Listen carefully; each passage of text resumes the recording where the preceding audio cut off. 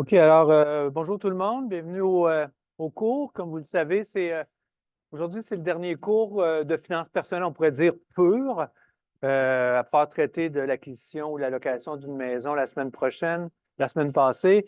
On va se parler du déplacement, la notion de la voiture, louer, acheter, usager, électrique. C'est un super sujet parce que ça a un poids important dans les déboursés d'un ménage devrait être 10 à 20 Je ne serais pas surpris qu'il y ait des gens qui vont jusqu'à 30 de leur budget pour se déplacer, pour être propriétaire d'une voiture, pour changer de voiture régulièrement. Ce n'est pas un problème en soi, ce n'est pas un cours de morale, donc je ne ferai pas de morale par rapport à ça, mais je vais vous donner les outils pour vraiment voir les enjeux financiers, les calculs qui doivent être faits au préalable pour prendre des décisions en pleine connaissance de cause. Euh, donc, c'est ça le but. Puis aussi, pourquoi c'est un bon sujet? Ce n'est pas juste parce que c'est un déboursé important, c'est qu'il y a beaucoup de mésententes. Bon, je peux le dire aussi avec un angle un petit peu parano, beaucoup de pièges dans cette industrie-là. C'est une industrie très aguerrie. Même vous étudiez en sciences comptables, si vous arrivez pour préparer, puis vous achetez un véhicule ou vous louez un véhicule, ça ne prend pas de temps que le vendeur ou la vendeuse peut facilement vous amener sur un terrain qui ne sera pas avantageux pour vous. Donc, je vais essayer de vous donner des petits outils d'autodéfense. Je pense qu'on est habitué à ça. C'est ce qu'on fait depuis le début de la session. Alors, encore une fois, parlons de l'enjeu financier. OK? On va mettre la table, on va prendre le temps. Puis, encore une fois, n'ayez pas peur d'interagir. S'il y a des choses sur lesquelles vous êtes en désaccord ou que vous voyez d'une manière différente ou vous voulez des précisions, vous me le dites. Donc, l'enjeu financier qui est complètement, qui est très mal compris par les gens, par la population en général, l'enjeu financier est le suivant. OK? Ça se peut que les dollars ne sont pas tous parfaitement à jour. Ça a changé beaucoup les prix dans l'industrie automobile. Il y a eu une flambée de prix et les coûts ont beaucoup augmenté depuis 3-4 ans. C'est des chiffres que j'ai sortis là, il y a 1 an ou 2 ans à peu près. OK? Mais ça ne change rien au principe et ce qu'on va se dire. Donc, l'enjeu financier, qui est aussi très comportemental quand on parle de véhicule, est le suivant. En tout cas, c'est comme ça que je le vulgarise. Première des choses, le véhicule que vous voyez, complètement déshabillé, dans le sens pas vraiment d'équipement, pas vraiment d'ajout. Il y a 2 ans, quand j'avais regardé, on pouvait faire l'acquisition de ce véhicule-là pour à peu près 30 000 OK? Donc, le premier niveau, c'est de dire, je pourrais prendre ma petite valise, avoir 30 000 dans ma petite valise, puis payer 30 000 puis je sortirais du concessionnaire avec ce véhicule-là. OK? Entre vous et moi, est-ce qu'il se vendrait beaucoup de véhicules si la seule façon de rouler en véhicule, c'était d'arriver avec sa petite valise de 30 000 puis payer 30 000 puis sortir du concessionnaire? Hein? On peut douter que l'industrie serait florissante. D'accord? Et premier niveau, je vais l'accorder à l'industrie. Premier niveau, je l'accorde. C'est normal. Okay? C'est normal de ne pas nécessairement avoir 30 000 dans sa valise pour payer comptant un véhicule. Si on l'a, on fait nos calculs, on comprend que c'est des vases communicants. Toutes nos finances personnelles, ce sont des vases communicants.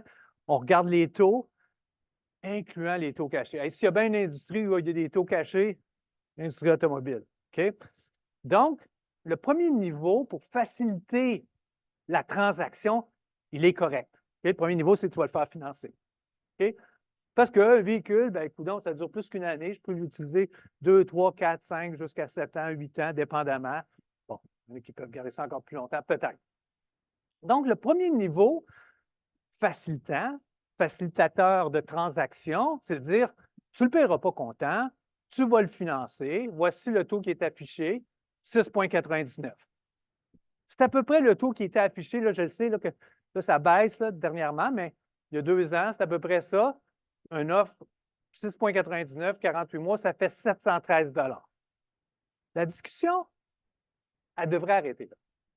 En termes de finances personnelles, la façon de faciliter la transaction, soit on ne peut pas la payer comptant, c'est correct, mais je devrais être capable de le financer sur une période raisonnable. Je ne parle pas des 108 mois là, ici, OK? 96 mois. Donc, sur 48 mois, au taux du marché majoré, bien sûr. OK? Je comprends que si une hypothèque de maison, c'est 5 c'est sûr que l'automobile, ça va être 6,99 et plus. Donc, ça devrait s'arrêter là, l'histoire. Là où le bas blesse, où ça devient complexe, où ça devient comportemental, où les gens jouent à l'autruche, où les gens prennent les mauvaises décisions, c'est relié à quelqu'un, je ne sais pas c'est qui, c'est une idée géniale, OK? C'est sûrement un grand ou une grande financière qui s'est dit, je ne sais pas, il y a peut-être 30 ans, 40 ans, je n'ai pas fait de recherche historique là-dessus, ce n'est pas important, mais quelqu'un est arrivé de dire, on pourrait s'organiser pour faire baisser les mensualités avec le concept suivant. Au lieu de faire payer ou financer complètement la voiture, comme vous comprenez, quand je paye 713 par mois pendant 48 mois, c'est qu'après 48 mois, il m'appartient le véhicule. J'ai tout payé le véhicule, incluant les intérêts de 6,80. C'est évident, hein? Donc, qu'est-ce que la personne créative, financièrement, puis qui a causé un paquet de problèmes pour un paquet de monde, a fait? C'est s'est dit, on va louer le véhicule. Puis comme ça, le propriétaire va seulement payer, débourser, on va dire débourser pour les années, le nombre d'années où il va détenir le véhicule. Et ça va réduire les paiements de beaucoup. Ben oui. Pourquoi ça réduit les paiements de beaucoup? Parce que tu ne finances pas 30 000 Tu finances 30 000 moins la valeur résiduelle. Ça, c'est intelligent.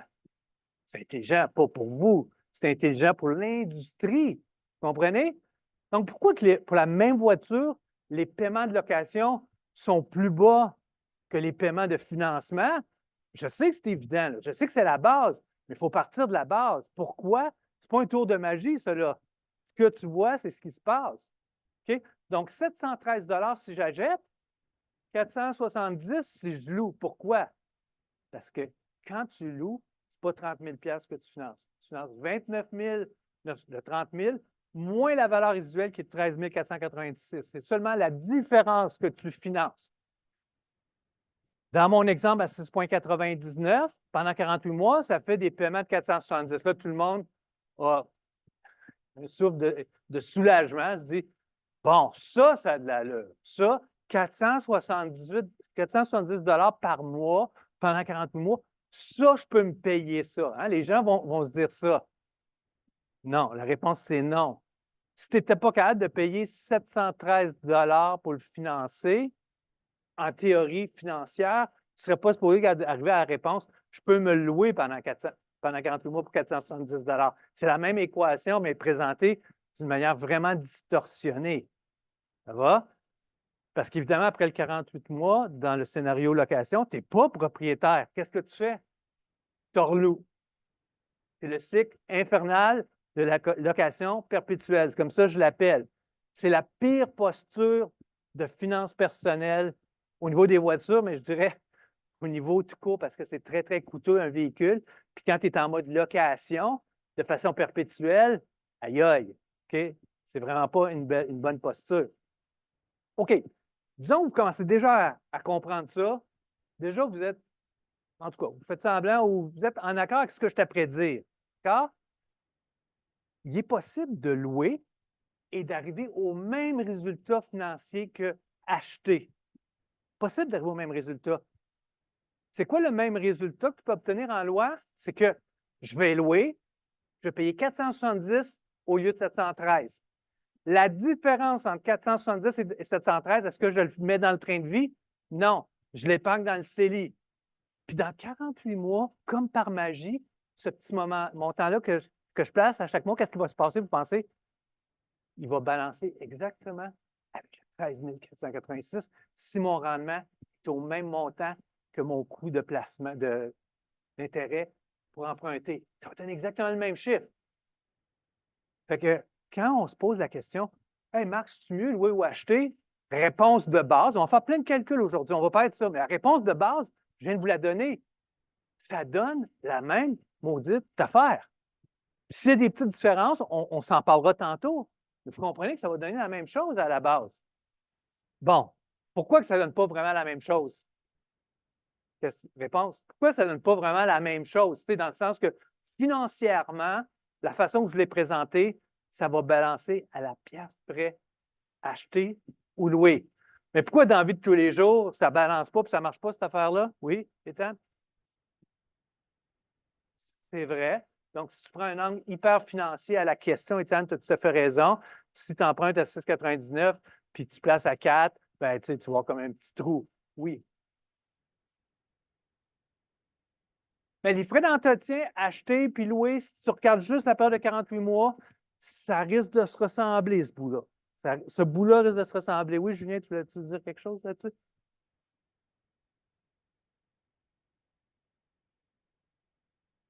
Oui, oui. C'est sûr que ça, tu vas assez loin dans l'histoire. Je vais aller un peu ailleurs, oui.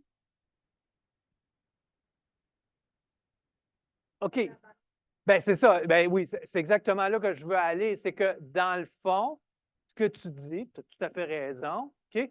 C'est de dire, même si, tu sais, mettons que tu l'avais, disons que tu l'avais, tu es un financier vraiment pur, tu as le 713, tu dis, je prends le 470 parce que je loue, je mets la différence, je le place. On l'a déjà dit, OK?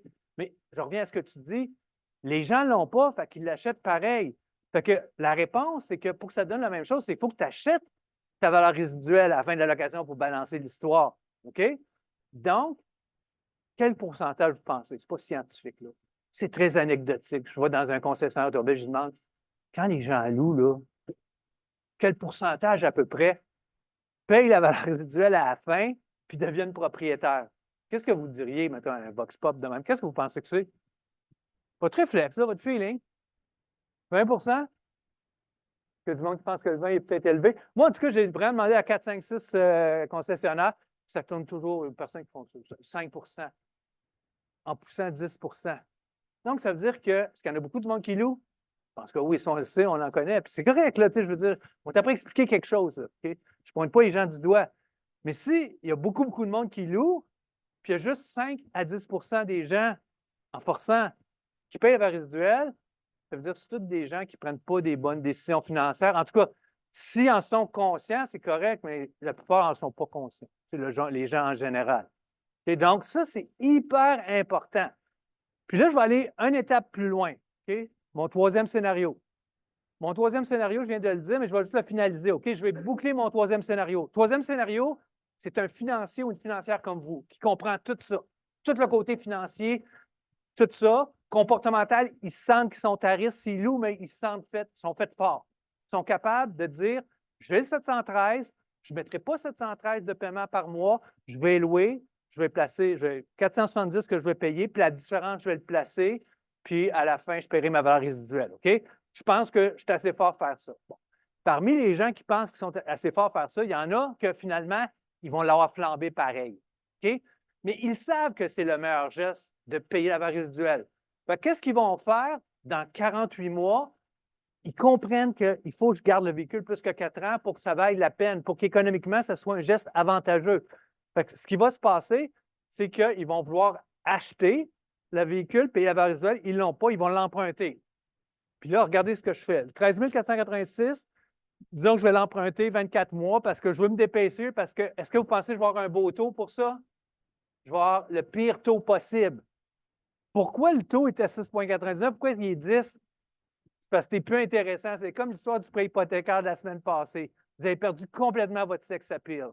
Quand c'était pour acheter le véhicule neuf ou louer le véhicule neuf, oh oui, oui, 6,99, là, probablement en ce moment, il pourrait vous dire 2 il pourrait vous dire n'importe quoi finalement, parce qu'on va en parler tantôt de ça, OK? Mais là, quand tu es arrivé, puis tu dis, hey, c'est quoi? Je ne veux pas te redonner les clés. Je ne veux pas faire la location perpétuelle. Je veux payer à valeur résiduelle. Là, le vendeur, il va essayer de trouver plein de raisons pour pas que tu devrais faire ça, mais tu veux le faire. Fait que là, il va dire, ben, va à ta banque. Puis ta banque, comprenez qu'un prêt personnel ou un prêt automobile, là, ça commence à être haut, là, les taux. OK? Fait que si je reviens à l'histoire de dire que mon hypothèque est à 5-6 un prêt automobile, ça va aller pour un 10 là, à l'échelle. OK? Fait que tout ça pour dire, ça va faire 617 par mois pendant 24 mois parce qu'il faut que je paye mon 13 486. Hey, faut-tu être fait fort faire ça? Qui va faire ça pour de vrai? Regardez comportementalement ce que ça veut dire. Mon char, il y a 48 mois. Ça fait longtemps qu'il ne sent plus le neuf. OK?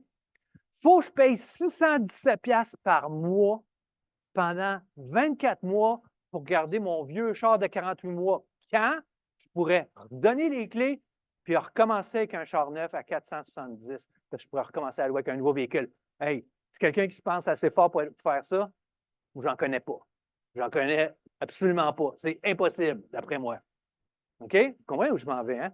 Fait que c'est comme ça que les gens se font un peu coincés dans cette histoire-là, puis pour de vrai, là, parler de gens avec des gens, là, ils ont vraiment l'impression que le coût, c'est le paiement. Puis le coût, c'est jamais le paiement. Encore plus dans l'industrie automobile. Vous le savez, vous allez vouloir faire l'acquisition ou louer ou sortir avec un véhicule. Le vendeur, qu'est-ce qu'il va vous demander? Comment tu veux payer? C'est ça. Comment tu vas t'arranger ça? Il va vous arranger ça, c'est certain. OK? Il va vous ramener ça à une coupe de café par jour. Là, bref, c'est ça qui se passe. Fait que si on regarde là, un petit résumé de ce qu'on vient de dire en termes de débourser, OK, on a fait comme 3 scénarios. OK? Premier scénario, c'est que je l'achète, puis je le finance à 6,99 pendant 48 mois.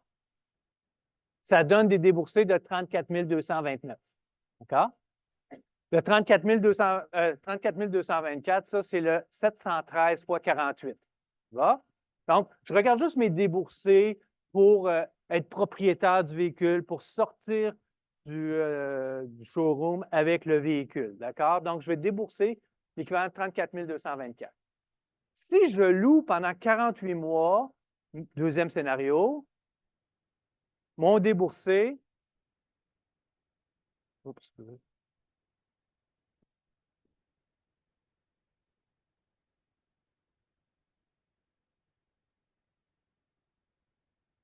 OK, mon déboursé va être de 33 840. Alors, mon 33 840, c'est quoi?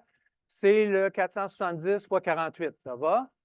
Pourquoi je marque 72 mois? C'est parce que je veux comparer 3 scénarios. Puis le troisième scénario, il dure 72 mois. Vous me suivez? 48 mois parce que je loue, puis un autre 24 mois parce que je vais financer ma valeur résiduelle que je n'avais pas l'argent de payer. OK? 48 plus 24, ça fait 72. Fait que je veux comparer des choses qui sont comparables. Je me rends à 72 mois. J'ai juste les paiements. OK? C'est juste ça que je fais. Alors, le troisième scénario, c'est de dire que ça va totaliser 37 368. Donc, c'est le 48 fois 470, puis le 24 fois 617.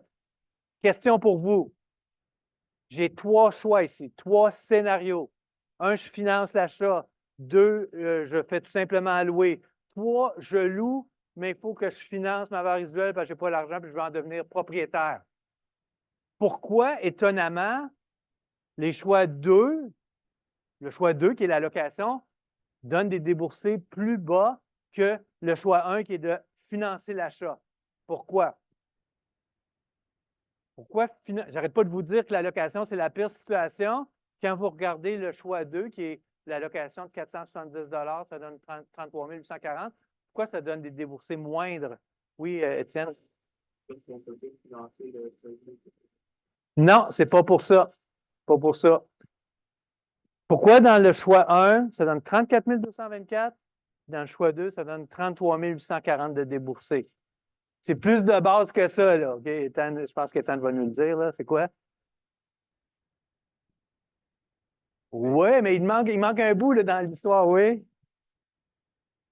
Ben, la valeur de ma voiture. Vous comprenez? Dans le choix 1, je vais encore pouvoir vendre après 48 mois. Je peux vendre mon véhicule. Dans le choix 2, je ne peux pas vendre mon véhicule. Fait que si tu mets une valeur de revente au scénario 1, ça fait chuter. Okay? Évidemment, le choix 3 aussi, ça fait chuter. Vous comprenez? Après 6 ans, 72 mois, après 6 ans, mon véhicule vaut encore 35 à peu près de valeur. Fait que dans le choix 1, puis dans le choix 3, j'ai un moins là-dedans. J'ai des recettes qui vont venir.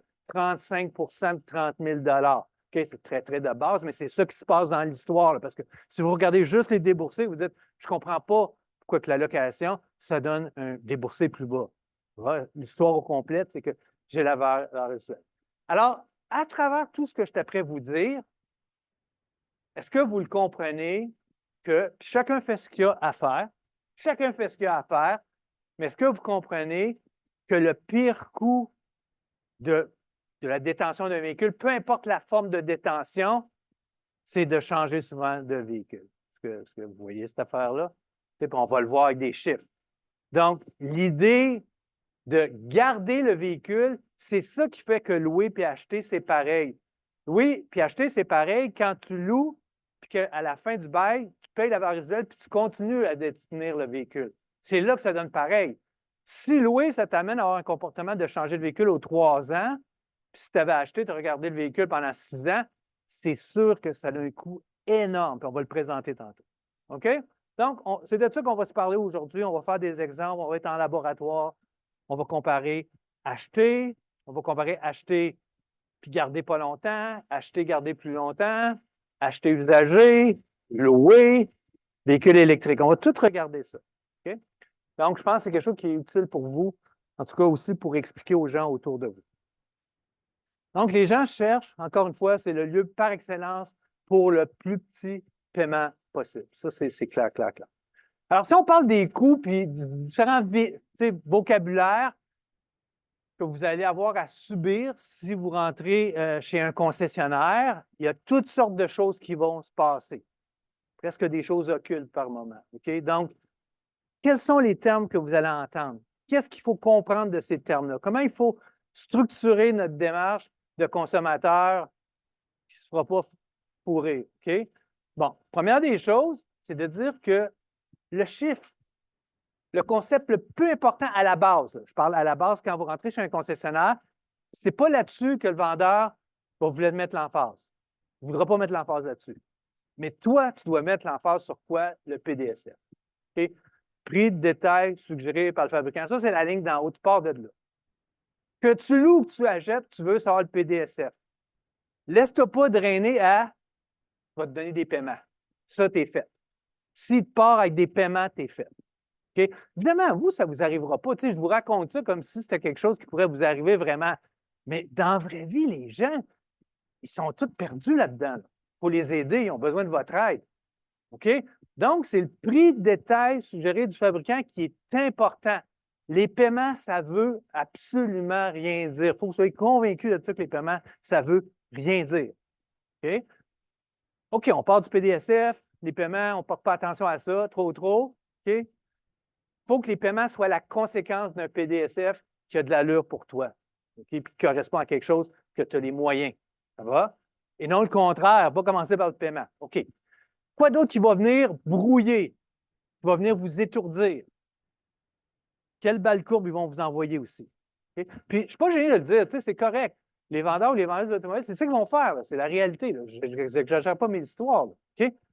Là, ils vont essayer de vous lancer un mirage avec les intérêts. Genre. Okay? Je viens de le dire. Le taux directeur du Canada est à 3,75. Les pays se prêtent leur argent à 3,75. Okay? Une hypothèque, en ce moment, dépendamment de ta période, il y a un bout qui. Tu es à 5, là, à peu près. Ça baisse, mais tu es à 5. OK? Puis là, comme par magie, il y a un fabricant qui va t'offrir 2,2 de financement. 2,9. 1 point. Ça ne vend rien, hein? Ça existe, ça, hein? Mais vous savez que ça, c'est la foutaise. Ça ne se peut pas. Comment est-ce que les pays se prêtent de l'argent à 3,75, puis moi, je vais arriver là pour m'acheter un char, je vais dire, toi, tu es un gagnant, toi, je peux prêter à 1,9. Non, c'est impossible, mais ça existe, là, dans le paysage. Alors, je pose la question, c'est quoi le truc? Pourquoi ils peuvent faire ça? Alors, regardez les bulles qui sont là. Comment ils peuvent faire ça? Comment ils peuvent te prêter 1,9? Oui, PDSF, il est élevé, il est plus élevé. Il y a de l'intérêt caché dans le PDSF, c'est clair. Si on est rationnel, puis on est des financiers, puis on sait que les pays se prêtent à 3,75, puis toi, on t'offre 1,9, c'est parce qu'il est dans le PDSF, tes intérêts, il est caché là. La preuve de ça, je sais que ce n'est pas parfait. Des fois, il y a des fabricants. OK? C'est des stratégies de marketing hyper éprouvées, là, hyper réfléchies. Là. Ce que je vais vous montrer après, ça ne marche pas tout le temps, mais ça marche souvent. La preuve qu'il y a de l'intérêt caché dans ton PDSF pour pouvoir avoir un offre de financement à 1,9 quand le taux directeur est à 0,75 et ton hypothèque te coûte 5, c'est de dire hey, vendeur, tu me baisserais le PDSF à combien si je te payais comptant? La remise. Tu sais, quand tu vois les annonces, là, les gros trucks, là, puis remise de 10 000 ou remise de 15 000 des trucs de même. Ça, c'est les intérêts cachés. C'est les intérêts qui sont dans le PDSF. Puis si tu le remettais, puis tu séquais la transaction, puis tu isolais ça comme d'intérêt, puis tu rajouterais ça par-dessus ton 1,9, tu verrais que ton taux caché, ton taux implicite, il y aurait plus d'allure. Il serait probablement à 6,99 à 7, ou je ne sais pas trop, quelque chose comme ça. Donc, tout ça, ça passe en même temps. Le commun des mortels est complètement déjoué. Là. Ça, c'est clair, clair, clair. Ne demandez pas à quelqu'un de suivre ça. Là. Okay? Vous, oui, pas les gens en général. Fait que tu pars du PDSF, tu demandes si je paye comptant, de combien baisse mon PDSF pour tout aller chercher l'information qu'il ne veut pas te donner. Il ne veut pas te donner ça. Là. Il ne veut pas du tout t'amener cette traque-là. Puis louer puis acheter, ça devrait être le même PDSF. On va parler tantôt, tu sais, dans les fins détails de la subtilité des transactions, ça se peut que le PDSF soit un petit peu moins élevé sur la location. Okay? Mettons, je vous la pose tout de suite, cette question-là. Réfléchissez à ça. C'est beaucoup comportemental, ce que je vous parle depuis tantôt. Ça se peut que le PDSF soit un peu plus bas si tu loues que tu achètes. Pourquoi?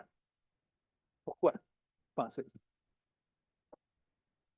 Pourquoi vous pensez qu'un fabricant aurait le goût de dire, regarde, si tu achètes le PDSF, il est 30 000, puis si tu loues, il va être 29 000. Il veut te piéger. Il veut te piéger. Il veut que tu rentres dans le cycle infernal de la location perpétuelle. On l'a vu que la pire affaire, c'est de louer de façon perpétuelle. Tu loues 36 mois, tu te redonnes les clés. Tu loues 36 mois, tu te redonnes les clés. Ça, là, tu vas porter ta retraite de 3 ans si tu fais ça toute ta vie par rapport à si tu le gardes 7 ans. On va le voir tantôt. Okay? Fait que pour le commerçant, le meilleur deal possible, c'est toi. Toi qui loues tout le temps un véhicule. Fait que, il va essayer de t'attirer dans le tract de la location avec un PDSF juste un petit peu plus bas. Genre. Fait que c'est comportemental. C'est dans ce sens-là. OK, quoi d'autre? L'amortissement ou quelque chose qui ressemble à l'amortissement, c'est la dépense par rapport à l'usage, à la détention d'un véhicule. C'est ça que tu veux savoir.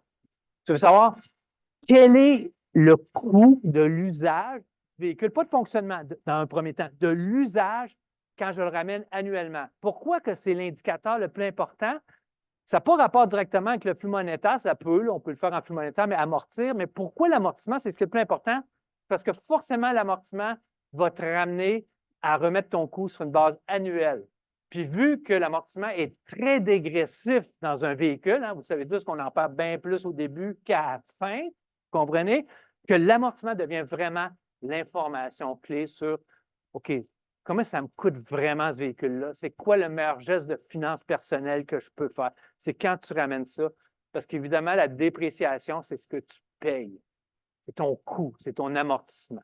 Okay? C'est vraiment là qu'est logée l'information pertinente. Pas dans le paiement. Le paiement, ça n'a aucun rapport.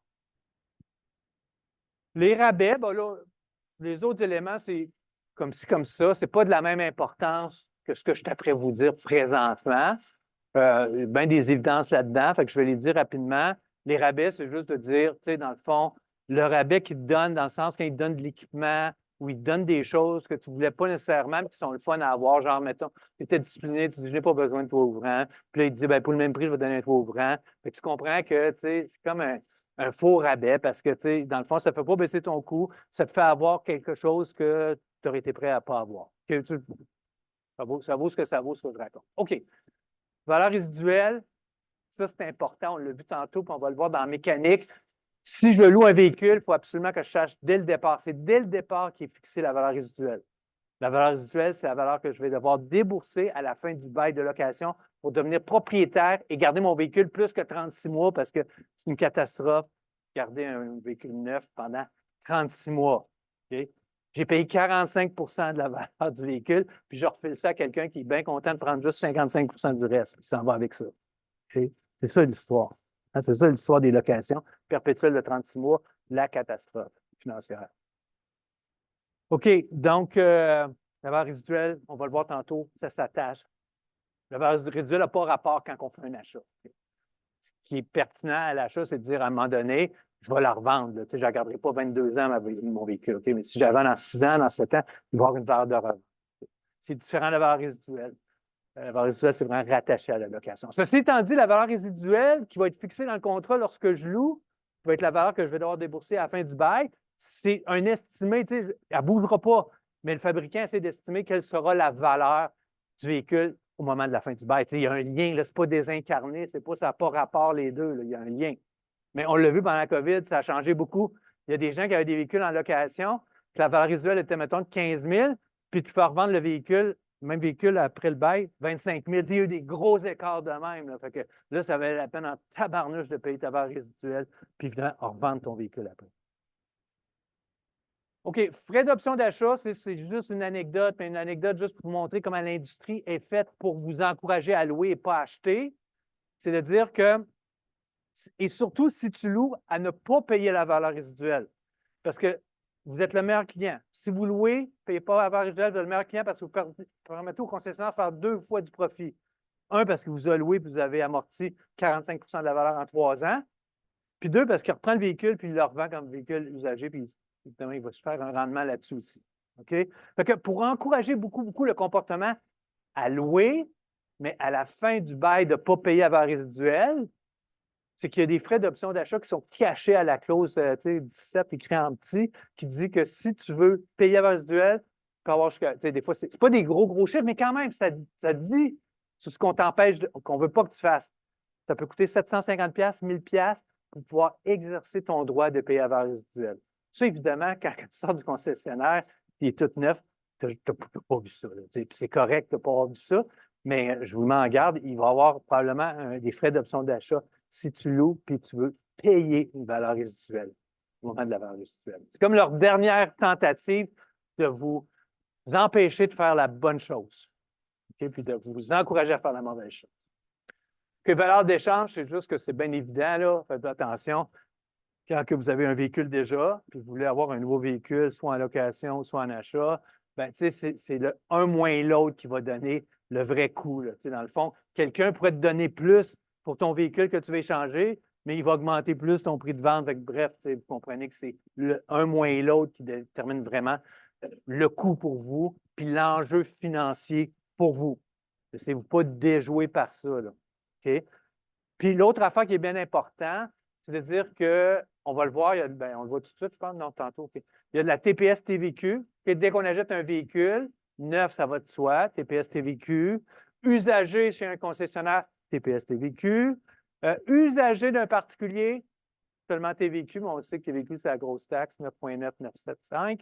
Fait que, il n'y a pas de TPS sur un usager acheté d'un particulier.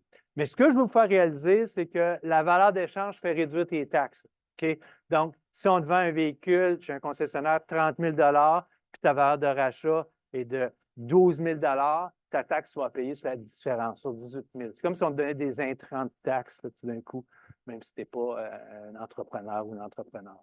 Ça va? Donc, c'est important quand tu le calcules. Fait que si le concessionnaire te donne moins comme valeur d'achat que ce que tu peux avoir sur Marketplace, ça, il y a les emmerdes aussi, mais il faut que tu réalises que les taxes que tu sauves, quand tu passes par le concessionnaire, tu ne les auras pas sur Marketplace. Fait que il faut que, évidemment, ta plus-value, le montant de plus que tu peux aller chercher quand tu le vends par toi-même, pour que ce soit plus élevé que les taxes que tu sauves, évidemment. Okay? Donc, sachez ça, valeur d'échange. OK, garantie prolongée, c'est important que je le dise, ça, chacun son opinion. Vraiment, là, vous pourrez faire les calculs, tout ça. Quand notre véhicule brise, il y a des grosses réparations à faire, puis c'est à l'extérieur de la garantie habituelle, normale du fabricant, c'est sûr qu'on est content d'avoir la garantie prolongée. Mais on est dans un cours de finances personnelles. Fait qu'il faut bien comprendre que tu payes ces réparations-là, tu les payes. La garantie prolongée, ça coûte cher, puis normalement, tu ne devrais pas avoir besoin de garantie prolongée. Okay? Si tu fais tes calculs, ce n'est pas une bonne idée. Pas une bonne idée d'avoir. Je vais quand même vous le dire, il y a une situation où je trouve que ça a plein de sens. Ça, c'est mon opinion. Il ne faut pas bouger nécessairement d'adhérer à ça. Il y a une situation où la garantie prolongée peut être intéressante. Disons que tu es du type, puis c'est bien correct comme consommateur, consommatrice, de dire moi, je veux acheter ou louer puis payer la valeur résiduelle plus tard. Là, ça, c'est pareil. Puis garder mon véhicule 5-6 ans, OK? Mais je veux l'acheter neuf parce que je veux être sa garantie au début, je ne veux pas avoir des problèmes au début. Tu sais, ça, c'est tout à fait légitime. Mais tantôt, on va le voir que quand même, toute chose est égale par tu te mets plus à risque Mais le meilleur achat que tu peux faire, c'est quand même celui qui remet ses clés après avoir roulé 80 000 km, puis qui a fait 3 ans, puis qui a payé 45 de la valeur, puis toi, tu ramasses ça à 55 de la valeur. Tu sais, c'est dans plein là, qui est la meilleure façon d'acheter. Là, évidemment, tu te mets plus à risque là, par rapport, il peut y avoir des gros entretiens et réparations que tu n'as pas prévus. Tu sais, ça se calcule, ça se provisionne, tout ça. Donc, c'est quoi le lien avec la garantie prolongée? Si quelqu'un, pour se calmer ou se permettre d'acheter un véhicule usagé, c'est de dire, je vais le faire, mais il faut que je sois capable de m'acheter une garantie prolongée qui va avec, puis que ça a encore du sens de faire l'achat usagé. Là, je trouve que c'est un bel usage de la garantie prolongée parce que tu es prêt à faire un geste qui est financièrement intéressant, puis c'est la garantie prolongée qui te permet de le faire. Sinon, comportementalement, tu ne serais pas à l'aise à faire ça. Fait que ça, je trouve que ça peut peut-être être intéressant. Mais à la base, adhérez pas comme ça aveuglement. Là. Faites les analyses puis réfléchissez à ça. Les taxes, je n'ai parlé, TPS TVQ sur les neuves ou les usagers vendus par un concessionnaire. Puis si c'est d'un particulier usager, ce sera seulement la TVQ. OK, donc au niveau des différents concepts là, qui entourent un peu le coût d'usage, ce sont les principaux éléments. On va tout revoir ça dans notre petit laboratoire tantôt. Quand on va faire des calculs, ça va tout revenir ou à peu près. Les éléments les plus importants vont revenir dans nos calculs. Fait que ça, c'est l'usage en fiscalité 1, là, ouais, je pense en fiscalité 1, où on apprend les avantages automobiles quand une automobile est fournie par ton employeur. Tu sais, ça se divise en deux. Il y a un bout, c'est avantage automobile usage. C'est ça ici, d'accord? Et il y a évidemment les frais de fonctionnement. Donc, quels sont les frais de fonctionnement? Alors, ça, il n'y a pas tant de choses à dire. C'est très important de faire l'analyse quand je compare deux véhicules différents qui me tentent, qui ne sont pas nécessairement tout à fait de même gamme. Bien, c'est important de considérer tout ce qui est autour pour le faire fonctionner. Okay? Donc, sa consommation d'essence, c'est quoi? Certains véhicules sont plus énergivores à ce niveau-là que d'autres, pour avoir des pas mal gros écarts. Évidemment, de plus en plus, c'est plus ça la discussion. C'est plus la discussion de dire comparer l'essence avec l'électricité, puis tu sais, le coût à l'achat qui va être plus élevé pour l'électricité versus l'essence. Mais sur l'entretien et réparation, puis l'essence versus l'électricité, tu vas être gagnant avec l'électrique. On va le faire tantôt un calcul là-dessus. Bien, mais il y a ces analyses-là à faire, d'accord, au niveau des coûts. L'assurance, des fois, c'est comme un peu négligé. Tu sais, si tu achètes un véhicule neuf qui est quand même qui a une certaine valeur, ben, tu vas vouloir pendant 2, 3, 4 ans avoir une valeur à neuf ou être assuré des deux côtés. Ça, si tu es jeune en plus, les coûts vont être augmentés de beaucoup par rapport à acheter un véhicule qui est plus, évidemment, je vais me dire, c'est pas la même affaire, mais point A, point B, puis usagé. Là, ça va paraître, là, il va y avoir un gros écart. Fait qu'il faut l'analyser financièrement, puis prendre des décisions en conséquence. Mais vous avez le droit de triper ses chars, puis vous avez le droit de mettre de l'argent là-dedans, puis payer plus cher d'assurance, puis tout le kit, mais sachez ce que ça comporte. Laissez-vous pas à croire que c'est le paiement du char, c'est ça le coût du char. C'est ça mon message là-dessus. OK. Alors, conclusion sur le coût de fonctionnement, bien, comme je viens de le dire, je vais juste le répéter, c'est le gros débat ou la grande dualité. On est dans la transition énergétique.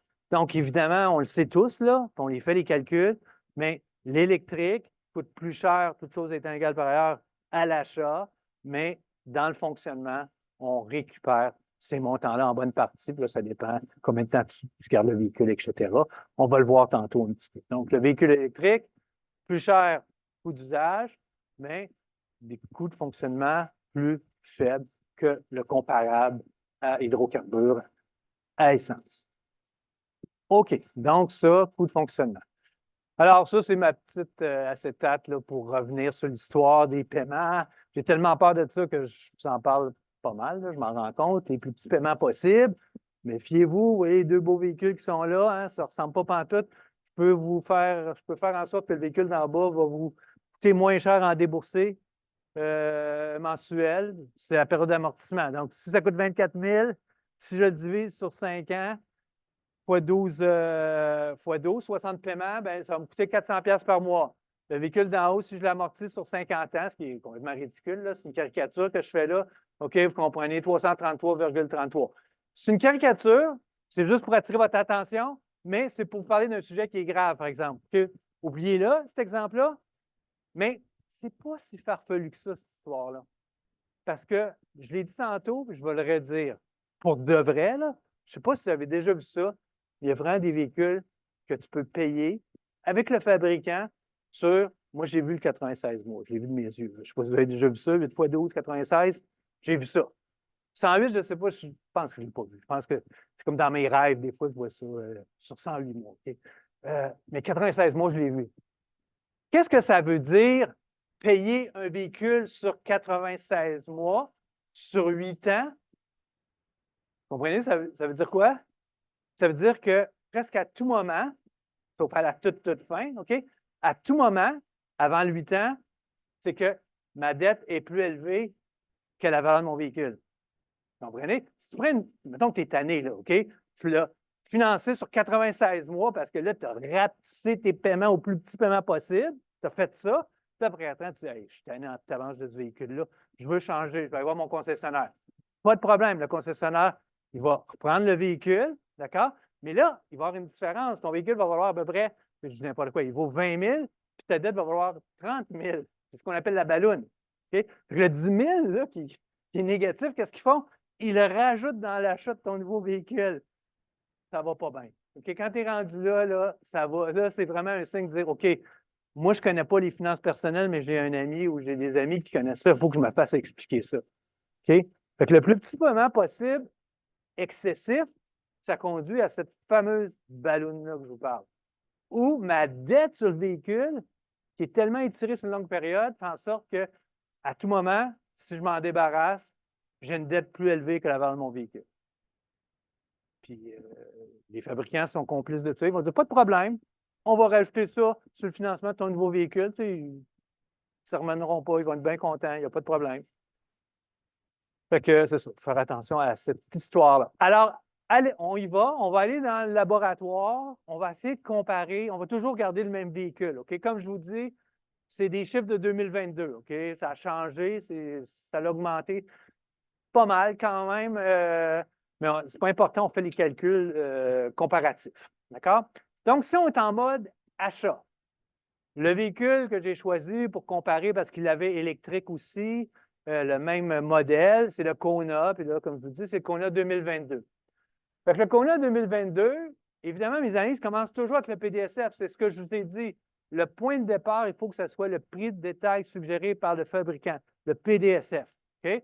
Alors, dans ce cas-ci, c'était à 22 340. On s'entend qu'il n'y a aucun, il n'y a rien de fancy là-dedans. Là, c'est de base, là, OK? 22 349. Mais en 2022, ça partait à ce chiffre-là. Bon, il y a une vue de l'esprit là-dedans. Tous les véhicules neufs vont avoir des frais de transport et préparation. Ils vont tous avoir ça, là. Fait que, tu sais, je veux dire, ça fait entièrement partie du coût. Ils font juste le distinguer du PDSF. Je ne vois pas pourquoi ils font ça, mais bref, c'est acceptable, accepté par la loi du consommateur, c'est ce qui se passe. Il y a quand même une limite, là, ça ne peut pas être des chiffres, c'est proportionnel, c'est proportionnel au PDSF. Donc ici, 2624.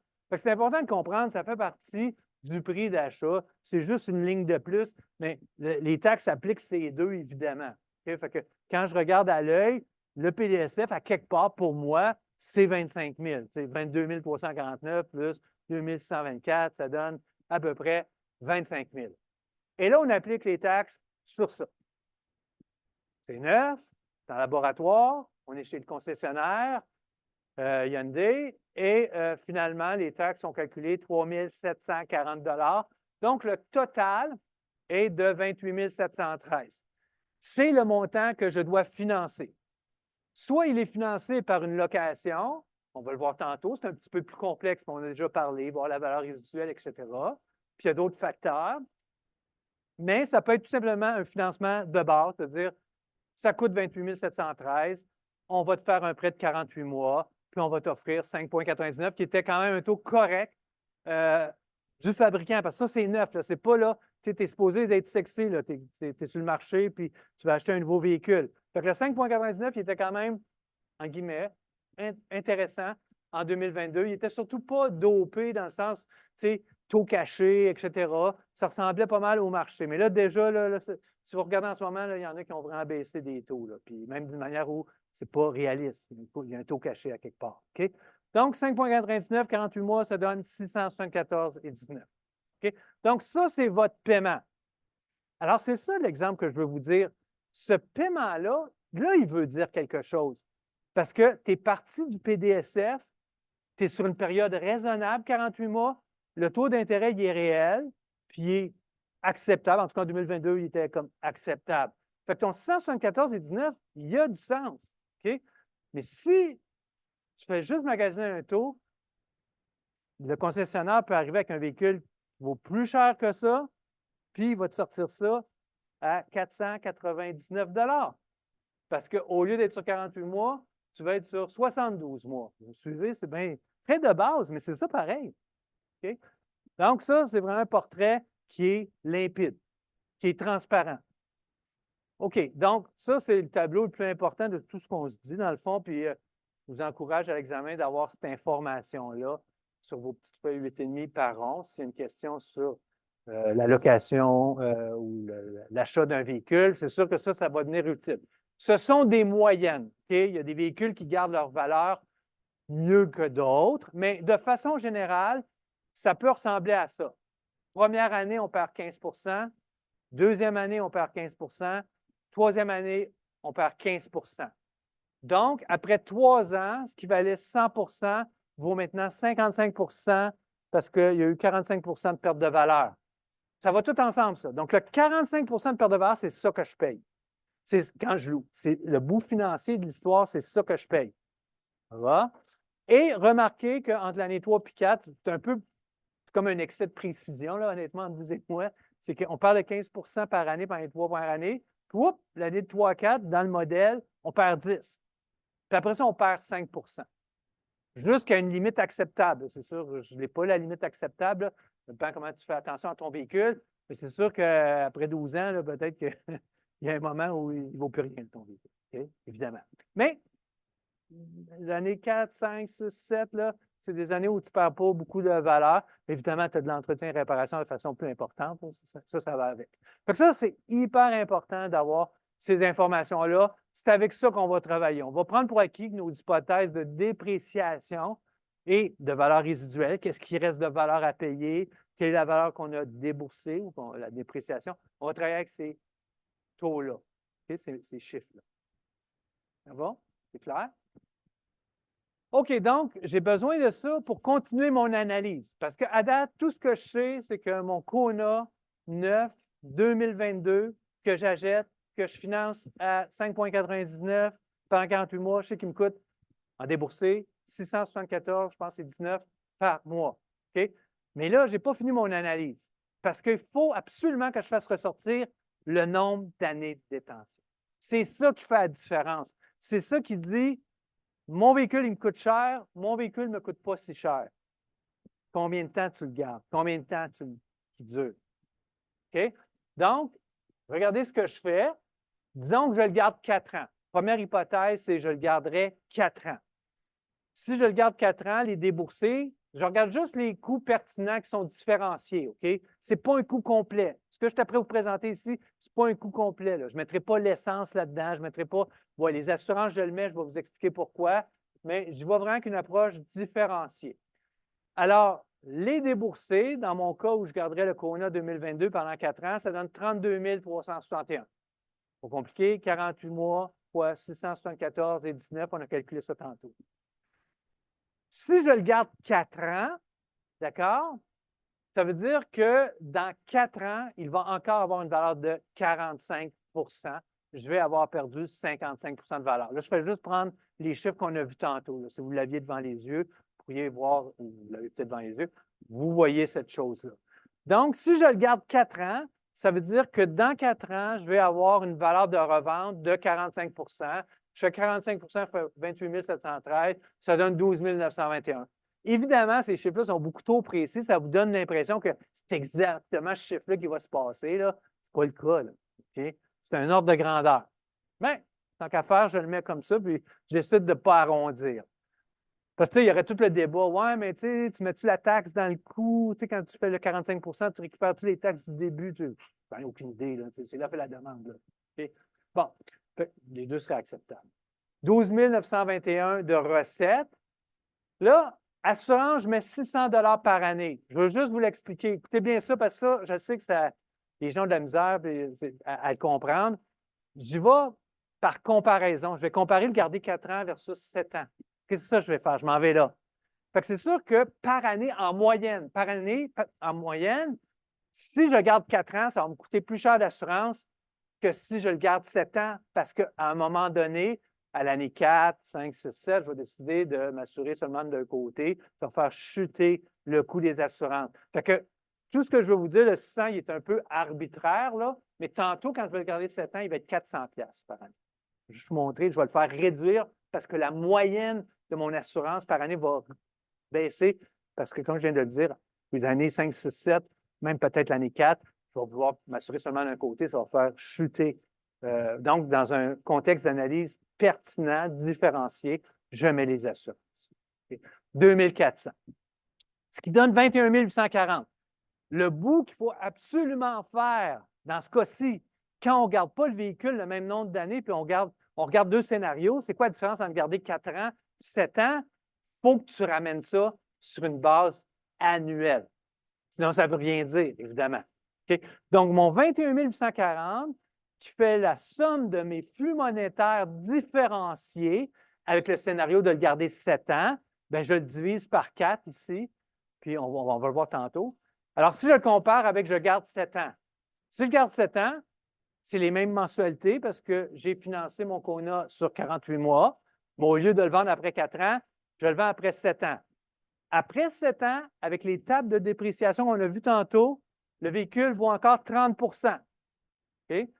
C'est variable. Je vais avec ces chiffres-là. Ça me donne 8 614. Je rajoute une provision différenciée d'entretien et réparation. Ce n'est pas l'ensemble de l'entretien et réparation. C'est l'entretien et réparation versus si je le garde 4 ans. Okay? Donc, je me fais comme une provision de 850$ par année de plus pour l'année 6 puis l'année 7. D'accord? Je suis plus sur la garantie, je rajoute de l'entretien et réparation.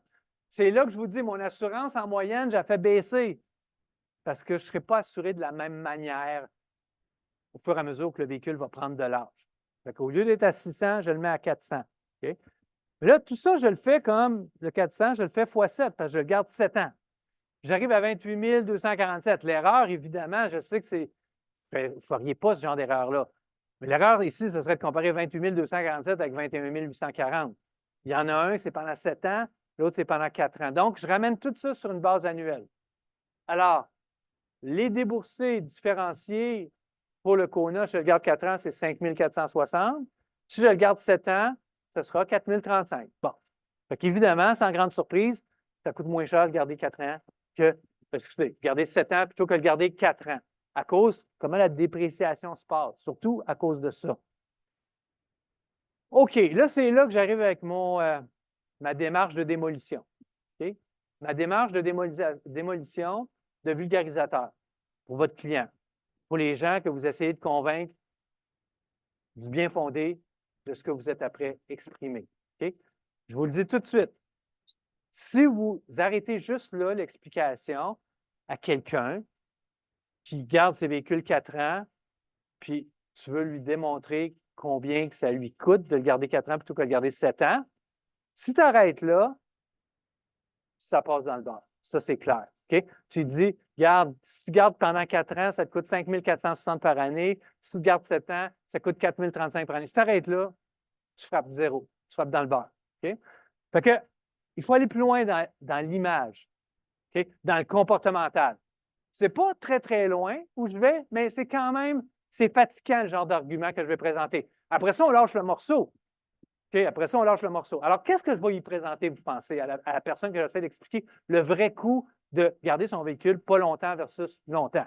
OK, OK, je vais prendre l'écart, le 1425, puis là, en bon financier, vous reconnaissez ce qu'on fait dans le cours tout le temps. Le 1425, on va le placer. Puis on va le placer pendant 40 ans, parce que ça, c'est c'est une perte de flux monétaire à chaque année pendant 40 ans si tu commences ce comportement-là à 25, tu arrêtes à 65 ans. Tu sais, il faut arrêter à un moment donné dans le calcul. OK? Je te fais commencer ce comportement-là à 25, puis à 65, je te le fais arrêter. Fait que là, ce que je t'ai expliquer, c'est de dire le fait de garder 4 ans versus 7 ans, c'est sûr que c'est plus plaisant pour toi, tu as mieux de garder 4 ans. Je veux juste te dire une affaire, c'est que ce comportement-là, tu peux l'assumer, tu peux le prendre, évidemment. Mais je veux juste que tu saches qu'au moment de ta retraite, tu vas avoir 220 000 de moins. OK? Puis là, tu vas un bout plus loin, tu dis 220 000, je t'ai fait une planification de retraite, je ne sais pas si tu t'en rappelles, mais 220 000, ça veut dire c'est comme 2-3 années de retraite. Donc, le fait de changer de véhicule aux 4 ans versus 7 ans, ça fait en sorte que, tu sais, quand je t'ai fait tes calculs de planification de retraite, au lieu de prendre ta retraite à 64 ans, comme si tu gardais 7 ans, tu travailles jusqu'à 67 ans. Il est là ton vrai coût. Si la personne a tout compris, puis elle dit OK, je suis capable d'assumer ça, parfait. Là, évidemment, tu étais assez loin. Tu étais bien plus loin que la plupart des gens. La plupart des gens vont arrêter là, dire ça te coûte 1425. Si tu traduis ça en année de retraite de plus, ou moment où tu vas prendre ta retraite, je pense que tu peux frapper son imagination. En même temps, quelqu'un qui a 25 ans, c'est normal aussi que ça n'impressionne pas plus qu'il faut là, lors de la retraite. Là, okay? Mais voilà, tu auras fait ce que tu as à faire. Alors ça, c'était le premier scénario. C'était le scénario de dire pour le même véhicule, quelle est la différence? Quel est le coût différencié de garder 4 ans versus 7 ans, puis de répéter ce comportement-là de 25 ans à 65 ans? C'est à peu près 2 à 3 années de vie active de plus, 2-3 années de retraite de moins. C'est quand tu le traduis de même. Évidemment, on peut faire mieux. On peut faire mieux, je l'ai dit tantôt, vous en doutez. Celui pour qui ça coûte vraiment, vraiment cher un véhicule, c'est celui qui loue pendant 36 mois, il fait 60 000 km, 80 000 km, il redonne les clés, puis il reloue. Après 36 mois, il redonne des clés. Ça, c'est rien qui coûte plus cher. Mais si toi, tu achètes de cette personne-là, si lui, ça coûte cher, toi, ça ne coûte pas cher. Okay? Fait que c'est clair que c'est ça la meilleure posture. Il y a un niveau de risque. Niveau de risque, le véhicule n'est pas neuf, la garantie est peut-être presque terminée. Il y a un niveau de risque. Mais au niveau financier, tu ne peux pas battre ça. Okay? Donc, ce qu'on va faire, on va l'acheter à 55 55 de sa valeur. Donc, je le répète, après l'année 1, il vaut 85 de sa valeur, après l'année 2, 70 puis après l'année 3, le véhicule vaut 55 Donc, le Kona, on va l'acheter à 55 de sa valeur. On va l'acheter usagé de quelqu'un qui l'a loué pendant 36 mois. On va faire nos calculs. OK? Donc, disons qu'on le garde 4 ans. Vous comprenez? Le 4 ans de plus, faites attention là. Okay? Ça veut dire qu'il y a 7 ans le véhicule. Okay? Je ne fais pas des calculs qui dépassent 7 ans vraiment. On est dans une autre zone plus extrême. Là, quand ça se fait, là, il y a des gens qui peuvent garder leur véhicule plus longtemps. Ceux qui sont vraiment en mission point A, point B, puis ils disent ça me permet de piler de l'argent dans mon REER, mon CELI, CELIAP, tout ça. Là. Ceux qui sont en mission comme ça, là, le couteau entre les dents, là, ben, c'est pas trop extrême de se rendre à 7 ans de détensité d'un véhicule, qui est d'aller au-delà. Mais pour les fins du cours, moi, je ne dépasserai pas 7 ans. Fait, vous comprenez que si on l'achète quand il y a déjà 3 ans d'usure, ben, je vais rajouter une détention de 4 ans pour faire 7 ans. Ça va? Le véhicule, il y a 7 ans d'usure quand je le vends. D'accord. Donc, je le paye combien? Je le paye le 28 713 qu'on a calculé au tout début, mais seulement à 55 parce que je l'achète après 3 ans d'usure de quelqu'un qui l'a loué pendant 36 mois. Donc, on paye 15 792 encore. Excusez-moi là, pour l'excès de précision. Ce n'est pas précis de même, ces calculs-là. Okay? On continue. 15 792. Je l'ai acheté d'un particulier, TVQ 9,75. Ce n'est pas exact, c'est 9,975. Je le vois là. Comme ça. Ça donne 1540. Le total, 17 332. Je le finance sur 24 mois. Je donne 7 pas 5,99 parce que ben, la réalité, c'est que je vais le financer avec ma marge de crédit hypothécaire. J'ai une marge de crédit hypothécaire, je suis un bon consommateur ou je suis quelqu'un qui comprend les finances personnelles. Je n'utilise pas ma marge de crédit hypothécaire pour rien, mais là, je vais l'utiliser parce que le 7 il est plus bas que ce que j'obtiendrais sur le marché pour financer un véhicule usagé, ça serait comme 10 OK, fait que là, OK, je vais le faire. Marge de crédit hypothécaire, c'est beaucoup, 7 à l'époque, en 2022. Mais si je me conditionne à me rembourser sur 24 mois, c'est correct, c'est le meilleur geste de finances personnelles que je peux faire. Surtout si c'est pour acheter un véhicule usagé, là, vous comprenez? Ça a de l'allure faire ça. Évidemment, je l'ai tiré sur 48 mois, ce serait une autre histoire, mais bon. Ça donne 775,99. Donc, si on continue le calcul, 775,99 par mois, pendant 24 mois, ça va me coûter 18 624. Donc, j'ai des intérêts de 18 624 moins 7 332. Dans 7 ans, c'est-à-dire je le garde 4 ans, il y avait déjà 3 ans, il y a 7 ans d'usure, quand je le revends, après les 4 ans de ma détention, j'ai encore 30 de valeur, je vais récupérer 8 614. Je dois rajouter les entretiens et réparations de plus parce que je suis plus sa garantie là, pour les années 6-7 dans ce cas-ci. Je sais qu'il y a bien des véhicules là, que c'est 3 ans, là, mais je pense que la Hyundai était 5 ans, celle-là. Il faudrait vérifier ça. Ce n'est pas un cours de mécanique là, que je fais. L'assurance, 400 $, ça donne 1600 parce qu'on le détient pendant 4 ans. J'arrive à 13 310, je le ramène annuel. C'est ça qu'il faut que je fasse. 3 327. Fait que là, vous comprenez que c'est la même charibia que je vais dire à mon client ou la personne que j'essaye de casser par rapport à son comportement d'achat de véhicule. Sauf que là, c'est 3 327 versus 5 460 qui était le calcul quand on le gardait 4 ans et on l'achetait 9.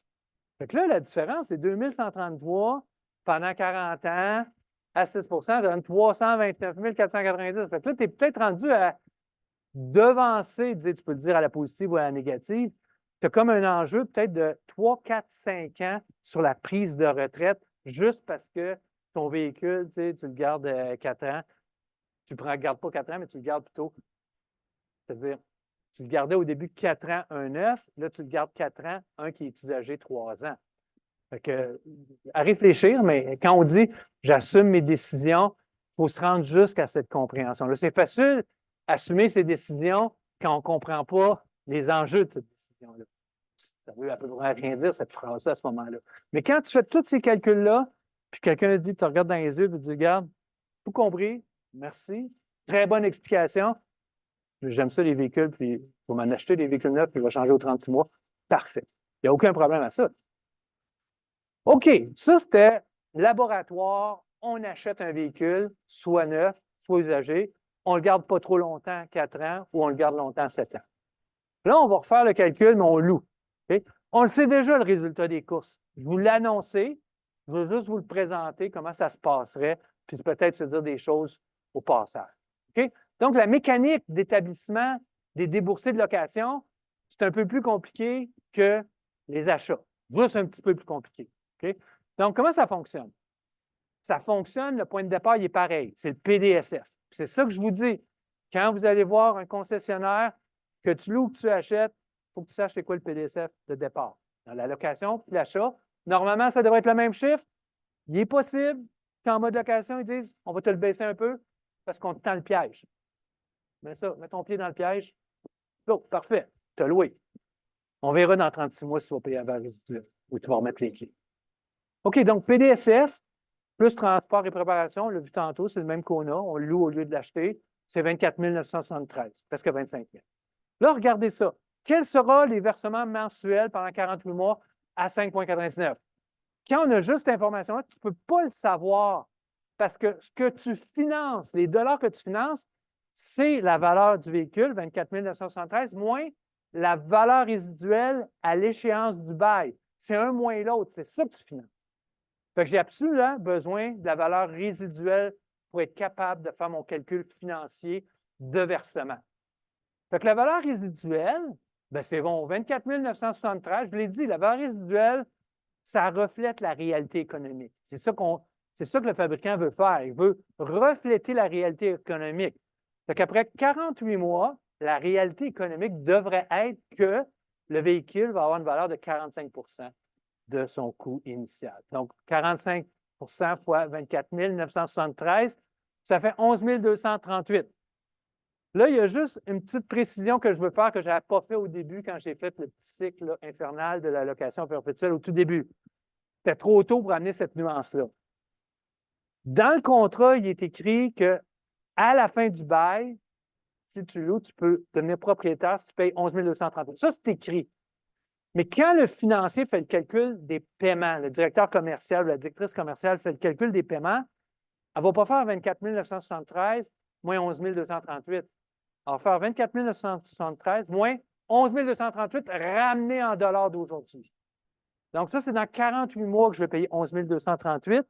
En dollars d'aujourd'hui, 11 238, c'est combien? Toujours avec le même taux de financement qu'on a depuis le début, 5,99. Donc, évidemment, ça fait augmenter le paiement, puis financièrement, ça a plein de sens. C'est logique, ce n'est pas un piège, c'est normal qu'on doit actualiser cette valeur résiduelle-là. Plus que tu vas payer dans 48 mois, tu ne paieras pas tout de suite. OK? Donc, ce qu'on finance, c'est 24 973 moins 8 848, 16 125. Même taux, des fois, il peut y avoir une petite différence. Quand il y a une petite différence, normalement, le taux il est plus bas pour qui? La location. On veut te mettre le piège. Rentre dedans le piège. OK? Donc, 5,99, 48 mois, ça donne 378,62. Est-ce que vous avez remarqué qu'on n'a pas parlé de taxes encore? Avez-vous vu la petite passe? Quand on a acheté, qu'est-ce qui s'est passé?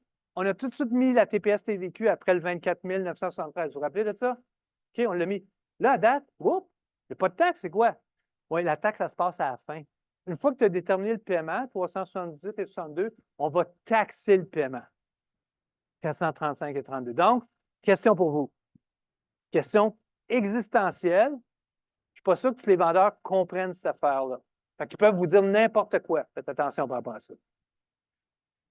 Est-ce que vous pensez que c'est mieux financièrement? Est-ce que vous pensez que ça vient un peu moins cher ou un peu plus cher d'avoir les taxes calculées sur le prix de vente, comme quand on achète, puis de financer finalement tes paiements avec le montant de taxes? Autrement dit, financer les taxes. Est-ce que vous pensez que ça, c'est plus cher ou moins cher? Que si, c'est pas ça qui se passe, il n'y a pas de taxes, on calcule les intérêts dans le paiement, puis on va mettre les taxes sur les intérêts. Indirectement, c'est ça que ça veut dire. Quand tu arrives à 378,62, puis tu rajoutes à toute fin les taxes, c'est comme si tu mettais des taxes aussi sur la partie intérêt. OK? C'est vraiment la tête, hein? Écoutez ça, cette phrase-là. Donc, est-ce que vous pensez qu'il y a un enjeu, là? Je répète, quand tu achètes, les taxes sont calculées dès le départ. Puis après ça, on calcule tes paiements. Donc, c'est comme s'il y a des intérêts sur tes taxes. Dans la location, tu n'as pas le choix. C'est comme ça que c'est fait en passant. Okay? Donc, la location de la taxe est juste à la fin. Fait que si la taxe est calculée à la fin du processus de calcul, ça veut dire à quelque part, tu payes des taxes sur les intérêts. Bref, que ça change quelque chose de payer des intérêts sur les taxes ou payer des taxes sur les intérêts? Voilà. Réponse?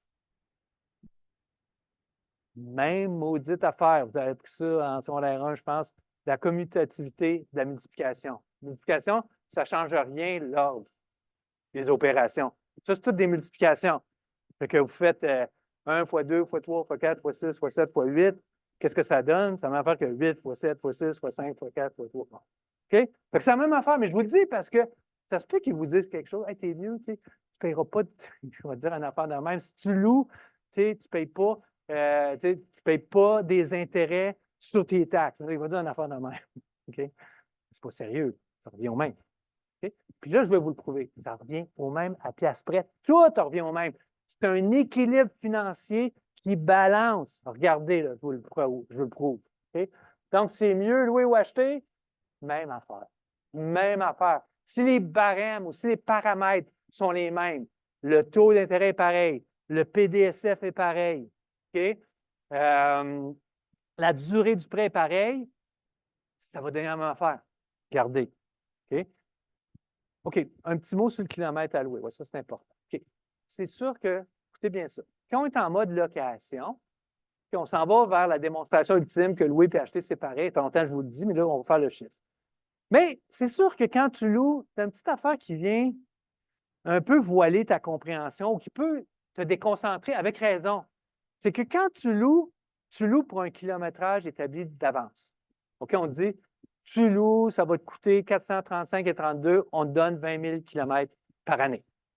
Donc, évidemment, tu peux dépasser le 20 000 dans une année, mais mettons que tu as loué pendant 48 mois, bien, c'est 80 000 quand tu vas terminer ton contrat, ils vont regarder ton odomètre. Es-tu en bas ou en haut de 80 000? Puis si tu es en haut de 80 000, il faut que tu payes. Tu regardes dans ton contrat, c'était prévu d'avance, c'est peut-être 10 cents, 16 cents, 15 cents, 14 cents du kilomètre supplémentaire. Et vous comprenez que c'est une équation financière.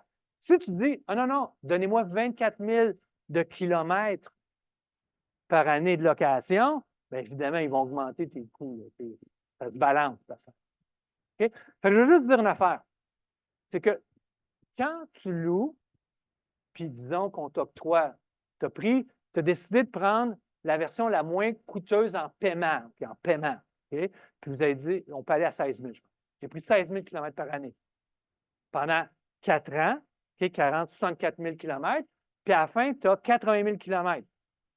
Donc, tu as 16 000 km de trop, il faut que tu payes 10 cents, ça fait 1 600. Je veux juste vous dire que si tu payes ta valeur résiduelle, évidemment, tu annulé ça. Okay? On annule la pénalité ou l'allocation que tu dois payer pour les kilomètres excédentaires si tu achètes. Ce n'est pas un cadeau, c'est juste, ça balance l'histoire, on va en reparler tantôt. Mais juste vous dire la mécanique, c'est le même. Mais si tu décides de remettre les clés, tu vas le payer. Okay? Mais je vais revenir plus en détail là-dessus tantôt. OK, donc, oui, acheter qu'est-ce qui est mieux, c'est la même maudite affaire. Alors, comment on le prouve? C'est que quand on était dans un mode d'achat du Kona pendant 48 mois à 5,99, ça faisait des versements achats après taxes, toute l'affaire, 6,74 et 19. Quand on loue, on vient de le faire, 48 mois à 5,99, le même Kona, les taxes, les intérêts, tout, ça donne 435 et 32, on vient de le voir. Cette différence-là, si tu as loué plutôt qu'acheté, 238 et 87, et tu le places à 5,99, je prends le même taux, c'est là que ça se joue, là, évidemment.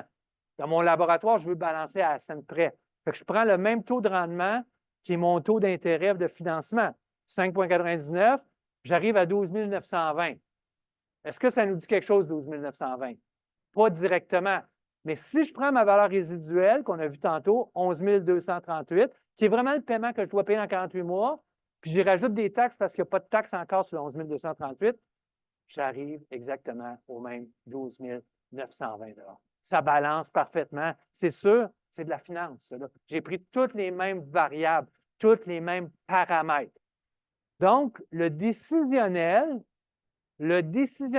financier, on l'a dit tantôt, c'est une question de levier. Okay? C'est-à-dire, à l'époque où on t'offrait peut-être un vrai 2,99 de financement, puis que toi, tu pouvais facilement ou assez facilement, sur une longue période, faire 5 bien, quelqu'un qui veut hyper optimiser pourrait faire ce pari-là de dire OK, je vais louer, je vais mettre l'argent de côté, puis quand on va être rendu à payer à valeur résiduelle, je vais avoir plus d'argent dans mon CELI que ce que je dois à sa valeur résiduelle. C'est de la finance, ça. Ça va? Donc, on le voit, ça donne la même chose. Question là-dessus? Ça va? On suit? OK. Prochaine chose. Ah, question KO justement pour. Elle est bonne la question. Elle n'est pas facile, mais elle est bonne. Elle mérite réflexion. On va prendre un petit temps pour aller voir ça.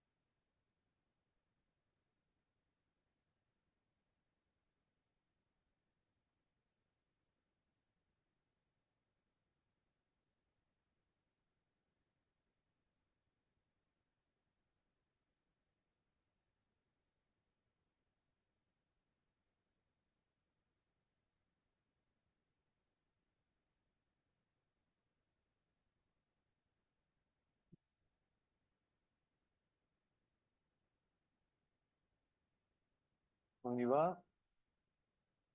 Prenez le temps de réfléchir, échanger. Je pense que vous avez une minute là.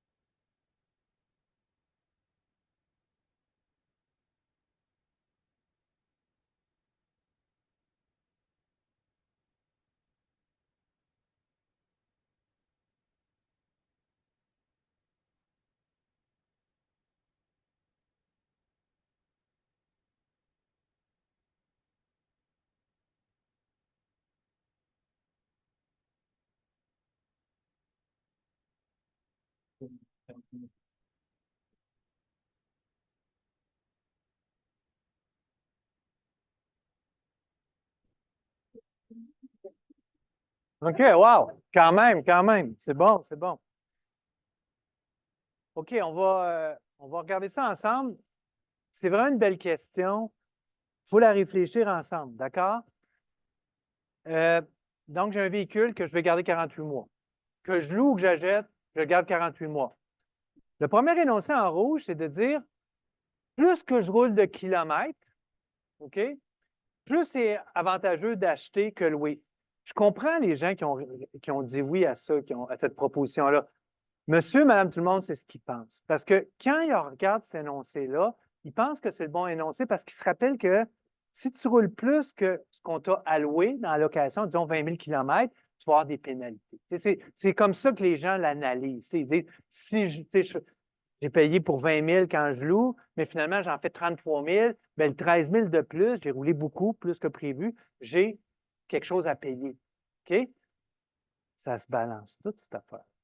Ça se balance tout. Je l'ai dit, si tu as loué, puis tu as roulé plus qu'il faut, plus que le 20 000, tu peux annuler.